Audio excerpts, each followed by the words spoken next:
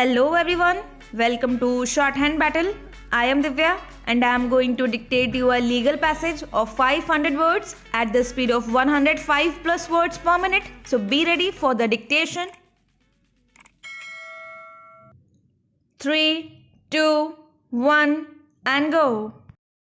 Shri Rajesh Goyal has submitted that the petitioner was a decree holder in a suit for specific performance, and when the defendant judgment debtor failed to execute the sale deed of the land in question, the executing court executed the sale deed on 8th May 1992 and sent the sale deed for registration before the sub-registrar Meerut.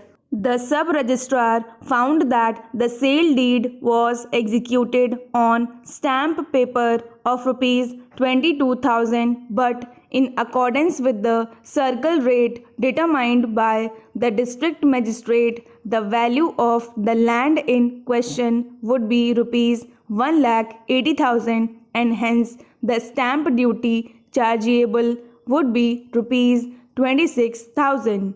As such, the executing court on the report of the sub-registrar found deficiency in the stamp duty and required the decree holder petitioner to deposit the same before the executing court.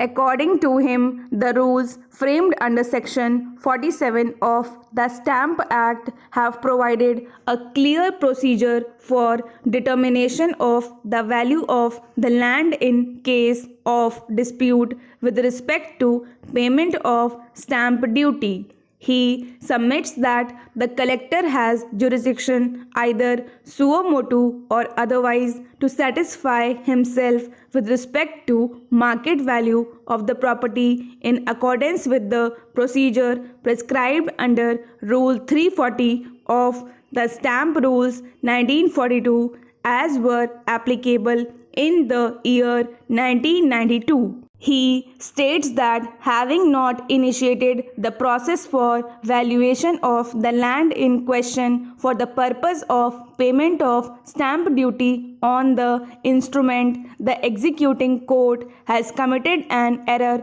since it ought to have directed the district magistrate to do so when there was a dispute. Shri Goyal has submitted that in case of an order passed by the collector demanding deficient stamp duty, the same would have been appealable under the provisions of Stamp Act, but when the civil court in execution of a decree of specific performance has passed the order to deposit deficit stamp duty, no appeal can be preferred by the petitioner in case he is aggrieved by the demand of excess stamp duty. Submission, therefore, is that the petitioner has been deprived of a forum of appeal against the demand of excess stamp duty on the one hand, and on the second hand, the demand being based on circle rate cannot be taken to be an absolute determination of the market value.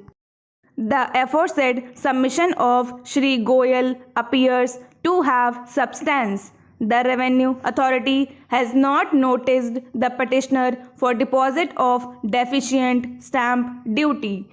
In fact, it has written to the executing court for payment of deficient stamp duty, and the executing court has directed the petitioner to deposit the same so as to stamp the sale deed and satisfy the decree for specific performance. Therefore, the right of appeal under the Stamp Act, if any, to the petitioner has been taken away. The second submission also appears to have force inasmuch as by the impugned order passed by the executing court, the valuation has been found on the basis of the circle rate determined by the district magistrate. Stop.